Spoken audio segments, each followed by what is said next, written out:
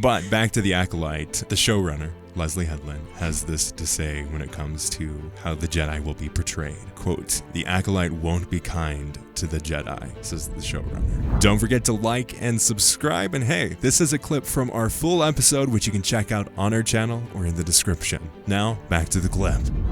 And also makes the connection to The Last Jedi. Quote, "I think it's difficult to do a show that is critical in any way of the Jedi. And I think that you saw that with Rian Johnson's film. Do you know what I mean? Like, I think that especially in that moment, people were very nervous about saying this particular institution may not be the light and perfect, stunning group of heroes that are totally nobly intentioned. And one thing that I think Dave would say is that they are fallible. That's really the story that George told with prequels, right? The fall of this particular group. And I think that's very exciting to see this new perspective on the Jedi and to showcase how they fall and how their pride and how the weaknesses of the Jedi and that institution ultimately comes down to the humans and shows how the Sith can be led. And showcasing the Jedi as the bad guy is going to be fascinating to see. I'm interested by this perspective in this timeline because we know where it goes and we know what it becomes. Is this like another breaking down of it before it becomes big again? Or is this just like already we're seeing the cracks? I think this is like really showing the cracks in the foundation. Like if we look at the High Republic, we see the light, the height of the Jedi, as it's often described as. And we see the Jedi in this very heroic role before they get roped into kind of like the peacekeepers and the warriors when it comes to like the Clone Wars. We're seeing them in a completely different light, but this foundation that they've built of themselves of being these like holy soldiers is cracking and being taken apart. And this is way before Palpatine. This is before Darth Plagueis even, I think. So we'll see a new look at what the Sith look like and what they're going to be doing in this universe. I think that probably is the biggest thing, is that we're going to see a much more human side of both. Yeah, because it's not like this institution of the Sith. It's like, I don't like the Jedi, I'm going to find my own way. Right. And it just so happens I'm going to the dark side. Yeah. I think a lot of this is going to be about power and how they both use it, where the Sith is going to be more like, I want to just have personal gain, I assume.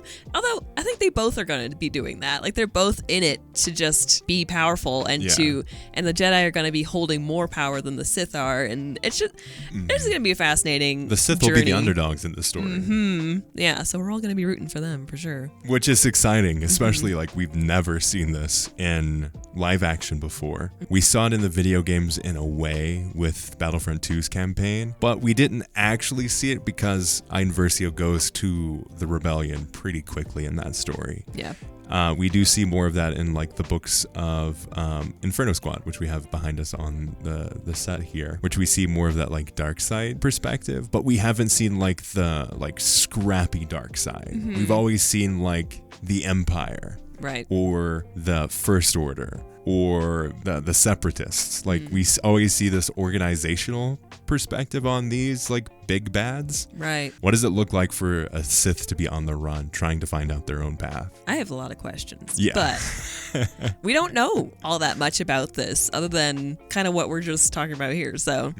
Yeah, and Lee Young-Ye says this when it comes to portraying the Jedi Master. The most fun part of this character is the complexity of emotions and the depth and the layers. That's the most interesting part. But as much of that emotion going on, I also feel immense pressure. Jodie Turner-Smith says this: my character is a powerful leader of women, and I do use the Force, but I'm not a Jedi or a Sith. We did see a little bit of that character in like this dojo perspective, just relying on the Force, like no lightsaber or anything. And Amanda Stenberg says, what I love about Star Wars is how it delves into the complicated effects of power, and so we get to do that now, but within a point of the timeline that hasn't been explored before, which is the High Republic era. So like we were talking about, what is this quote? It's like, there's only power and those strong enough to like take the power. Like I think that's a quote somewhere.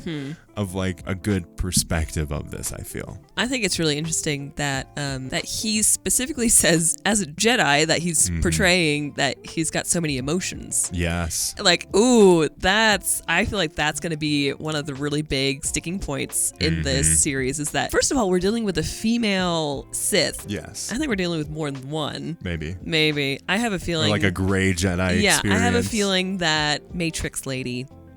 I have a feeling she's going to be towing the line there. Oh, yeah. She's got to be something. To be not a Jedi or a catalyst. Sith, but using the Force is just so fascinating. Yeah. To finish my thought, though, on the whole like emotions thing. So we've got this female Sith. I'm assuming she becomes a Sith anyway. Yeah. And we have this Jedi dude, and they're both, I assume that having these emotions, which is totally anti-Jedi. You cannot have any emotions. Right? Like, I feel like that's just going to be a big catalyst as to why these characters fall away or do the things they do. Yeah. It seems to be a very emotionally driven story, which I'm very excited about. We get into the head of all of the Jedi and like this perspective that we haven't really seen since Anakin. And Anakin was in such a different headspace when it comes to like his perception of the Jedi and the Sith. But to show kind of like the inverse of that and show the history around that, I think is really fascinating. I think we have a lot to look forward to in this show. It's a show. Yeah, it's a show. Yeah. And it's probably going to be a series from what we've said. Could run for multiple seasons is what the rumor is saying. I can understand the worry about putting the Jedi in a bad light, quote unquote, because I mean, a lot of fans are just diehard Jedi good guys all the way. But I think it's about time we got this. I think Andor's been toying with that. The whole like, what is good, what is bad. The rebellion is just as bad as the Empire, but they're fighting for something that is ultimately better. Yeah. So I think it's good that we're exploring that into the Jedi's foundations too.